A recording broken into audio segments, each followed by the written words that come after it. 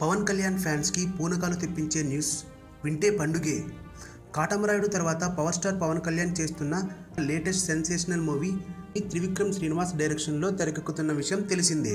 భారీ అంచనాలతో తెరకెక్కుతున్న ఈ సినిమా ఈ ఇయర్లో ప్రేక్షకుల ముందుకు వచ్చే ఛాన్స్ ఉంది. కాగా ఈ సినిమా రిలీజ్కి ఇంకా చాలా సమయమే ఉన్నా కొత్త రికార్డులను నెలకొల్పుతూ దూసుకుపోతుంది. కాగా సినిమాకి కర్ణాటక ఏరియాలో దిమ్మ తిరిగిపోయే రేంజ్లో 11 కోట్ల ఆఫర్ వచ్చినట్లు ఇండస్ట్రీలో టాక్ వినిపిస్తుంది.